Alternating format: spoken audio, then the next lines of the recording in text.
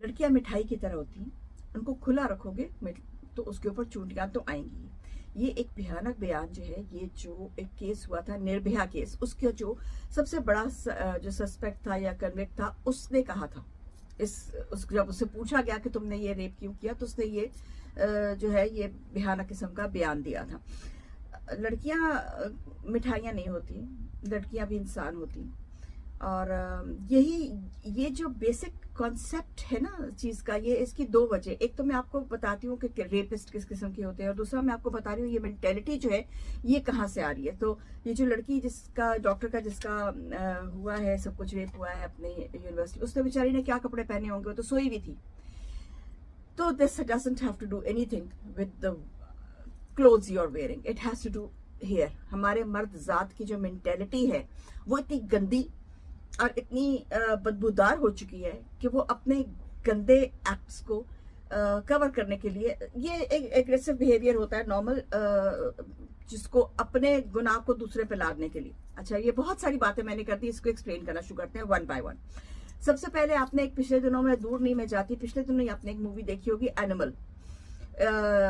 सब मैं समझती हूँ ये जितना कुछ हो रहा है ना, इसमें से 100 नहीं तो 80% जो कसूर है ना वो बॉलीवुड का है। इसको बॉलीवुड मनहूस को बंद कर दे तो ये बहुत सारी जिंदगी की बीमारियां बंद हो जाएंगी। क्योंकि ये जो ये शीला की जवानी, ये क्या वो अपने फोटो को चिपका ले, पता नहीं क्या किससे, और ये सारे जो गंदे गंदे गाने हैं, और वो क्या कहते हैं उसको, ये जो एनिमल मूवी में जो दिखाया हुआ है, जो जो इन्होंने एक्चुअली बॉलीवुड ने रेप को शुरू से ही, वो क्या नाम, प्रेमनाथ, मेरी अम्मी नानी के जमाने का एक्टर था, उसके वक्त से अब तक जो है ना इन्होंने लीगलाइज करना शुरू किया हुआ है। पहले थोड़ा जरा शर्म हया थी, कोई पौधा फूल तोड़ता हुआ दिखा देते थे कुछ, बाद में करते करते साड़ियां उतरना शुरू हो गई, फिर ये वो इतना उन्होंने नॉर्मलाइज। लेकिन चलो शुरू में 70s 80s 90s तक बस ये था कि जो रेपिस्ट होता था उसको एंड में हीरो गोली मार दिया करता था। तो चलो इतनी इनकी मेहरबानी थी, बहुत शुक्रिया। लेकिन अब तो ये इसको ग्लोरीफाई करना शुरू कर देते। बीच में ऐसी मूवीज आना शुरू हो गई कि जी उससे जिसने रेप किया उसी से शादी करा दो। क्या थिंकिंग है आपकी। तो बहरहाल ये जो सारा कसूर मैं पर्सनली जो है मैं समझती हूँ कि बॉलीवुड फिल्मों का ज्यादा है, उसके बाद एनवायरनमेंट का है। और एनवायरनमेंट में भी फिल्में इसलिए ज्यादा है कि देखिए हम माँ के पेट से बहुत कम लोग हैं जो पागल पैदा होते हैं, बहुत कम लोग हैं जिनकी फ्रंटल लोब जो है, जो वाकई में साइकोपैथ्स होते हैं, वो बहुत कम होते हैं जिनकी फ्रंटल लोब जो है वो डेवलप नहीं करती, तो वो साइकोपैथ्स हो जाते हैं। लेकिन ज्यादातर लोग जो होते हैं वो पैदा नॉर्मल ही होते हैं, लेकिन उनकी जो एनवायरनमेंट है, जो एग्रेशन है, और जो वो ये देखते हैं कि ये तो सब कुछ करके हीरो जो है वो तो बड़ा ग्लैमराइज, और वो उसके पास तो गाड़ियां हैं और बड़ा अमीर है, तो मैं भी ये सब कुछ कर सकता हूँ।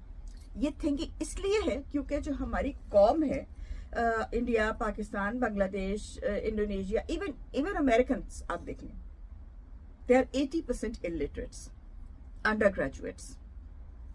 सो we are talking about these people जो पढ़े लिखे हैं। मैं वो भी अल्लाह का फजल ही है, लेकिन मैं बेसिकली बात, तो जो बेसिक जो दिमाग जहाँ पे काम करता है वो ये है, जो इनफिल्टर किया जाता है कि जिस तरह इंडियन कल्चर में है कि औरत तो पैर की जूती है, और औरत जो है उसकी कोई रिस्पेक्ट नहीं है। क्यों भाई, क्यों रिस्पेक्ट नहीं है? सारे तुम्हारे वो काम करती है, एक दिन तुम्हारे घर में औरत ना हो तो वो तुम्हारा तो घर ही ना चल सके।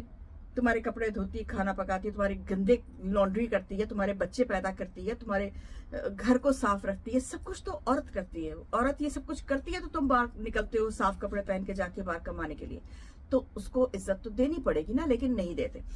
ये सारा कुछ जो है ये एनवायरमेंटल ज्यादा है, क्योंकि हमारे दिमागों में ये इनफिल्टर कर दिया गया है कि औरत की कोई इज्जत नहीं है।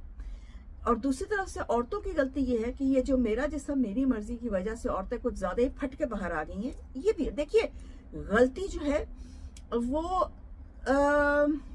दोनों तरफ से भी होती, ताली दोनों हाथों से बजती है। लेकिन दूसरी बात ये भी है कि आपको जब आपको पता है कि ये गंद का डब्बा है और आप उसमें पैर डालेंगे तो पैर तो आपका गंदा हो गए। तो कुछ औरतों को भी इतना ध्यान रखना चाहिए। लेकिन उसके साथ साथ मैं इसलिए इस वक्त इस वीडियो में औरतों को कुछ नहीं कहूंगी, क्योंकि ये सारे का सारा कसूर जो है ये थिंकिंग और मर्दों का है। तो हम आज इसी पर ही बात करेंगे। मर्दों की थिंकिंग जो है आपने अच्छा, अभी मैं आपको जाते जाते इससे पहले कि मैं थिंकिंग पे आऊं, मैं आपको थिंकिंग के 3 पहलू बता देती हूँ। 3 काइंड ऑफ रेपिस्ट। एक रेपिस्ट होते हैं जो कि पावर रेपिस्ट होते हैं, एंगर रेपिस्ट होते हैं और सैडिस्ट रेपिस्ट। पावर वाले जो होते हैं उनका ये है कि उनकी सेल्फ एस्टीम बहुत लो होती है, और ये हमारे जो अनपढ़ जाहिल कौम है उसमें ज्यादातर सेल्फ एस्टीम बहुत कम होती है। उनको अपने आप को अंदर से उनको पता होता है कि मैं जीरो हूं ना, मैं कुछ भी नहीं हूं, लेकिन वो दूसरे के सामने अपने आप को बड़ा दिखाने के लिए वो करते हैं। और जोर क्योंकि मर्द पे तो चलता नहीं है तो औरत पे ही चलता है, तो औरत को वो रेप करके समझते हैं मैं तो बहुत बड़ा, मैं पता नहीं क्या हो गया। जो एंगर रेपिस्ट होते हैं वो वाले होते हैं जिनको बचपन में माँ बाप ने हम मारा होता है। हमारे जो बाप हैं अक्सर आप देखें वो बहुत जालिम किस्म के मर्द हैं, बच्चों को मारते हैं, बीवी को मारते हैं, वो समझते हैं कि हम इसमें बहुत। और जो इस किस्म की औलाद जब, क्योंकि उनको पीछे से मार पड़ी होती है, और जब उनकी औलाद बड़ी होती है तो वो रेपिस्ट बनते हैं। और सैडिस्ट रेपिस्ट वो होते हैं जिनमें बेसिकली इन टाइप ऑफ रेसिस में जो है साइकोपैथ्स, नार्सिसिस्ट्स वगैरह होते हैं, जो कि अपने विक्टिम को विक्टिमाइज करते हैं, उसको कैद करके रखेंगे, उसको मल्टीपल टाइम्स उसको तकलीफ देंगे। सैडिज्म ये उसके इस किस्म के रेपिस्ट होते हैं। लेकिन जो बाकी पावर रेपिस्ट और एंगर रेपिस्ट हैं वो हमारे कल्चर और हमारी सोसाइटी बनाती है। जो सैडिस्ट रेपिस्ट हैं वो सोसाइटी बनाती है, या ज्यादातर वो इनबॉर्न प्रॉब्लम्स फ्रंटल लोब की वजह से उनका प्रॉब्लम होता है। और सबसे बड़ी बात यह है कि ये जो हमारा एक और भी एस्पेक्ट है इसमें जो कि बहुत डेंजरस है। एक अमेरिकन फिल्म थी हैरिसन फोर्ड की, मुझे अब नाम याद नहीं, उसमें यह था कि उसको अपनी बीवी के कत्ल में फंसा देते। दोनों डॉक्टर्स होते हैं, बीवी जो है उसको पता चल जाता है कि उसकी जो बहुत बड़ा कोई हॉस्पिटल होता है उसमें वो जो बॉडी के पार्ट्स होते हैं वो निकाल के तो वो बेचते हैं। तो वो उसको क्योंकि पता चल जाता है कि उसका जो हेड है डिपार्टमेंट का या हॉस्पिटल का वही सब में इन्वॉल्व है, तो उसको वो मरवा देते हैं। यही किस्सा हुआ था सुशांत सिंह राजपूत के साथ, और यही किस्सा हुआ है इस मोमिता के साथ कि इनको पता चल गया था कि ये सब कुछ हो रहा है। और उनको इंडिया में ये है, पाकिस्तान में भी होगा। इंडिया में तो 2-3 दफा बहुत बुरी तरह से एक्सपोज हो चुके हैं ये लोग, लेकिन अपने आप को बचा लेते हैं क्योंकि हाई पोजीशन में है और पैसे की कोई प्रॉब्लम नहीं है, जितना मर्जी देके जहां मर्जी देके अपने आप को बचा ले। और हमारे मुल्कों में तो चलता ही है करप्शन, तो बचा ले, इसमें भी बचा लेंगे। बट बेसिक थिंकिंग जो है ना हमारे मर्द जात की, वो चेंज होनी ही पड़ेगी, वरना हमारी सोसाइटीज आगे चल ही नहीं सकेंगी। ये इंडिया में बहुत ज्यादा है। मैं किसी के ऊपर कोई बॉडी शेमिंग या किसी के ऊपर कोई नेशनल शेमिंग नहीं कर रही हूँ।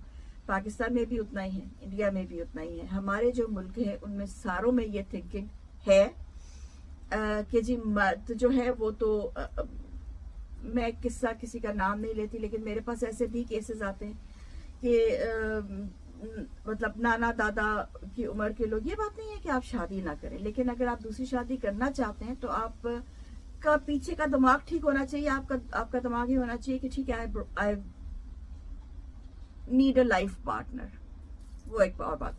लेकिन हमारे यहाँ पे थिंकिंग क्या होती है, जी रोटी टुक्कर पकाने वास्ते को चाहिए, तो रोटी टुक्कर पकाने वास्ते चाहिए तो नौकर रख लो, ब्याह करने की लोड़ है।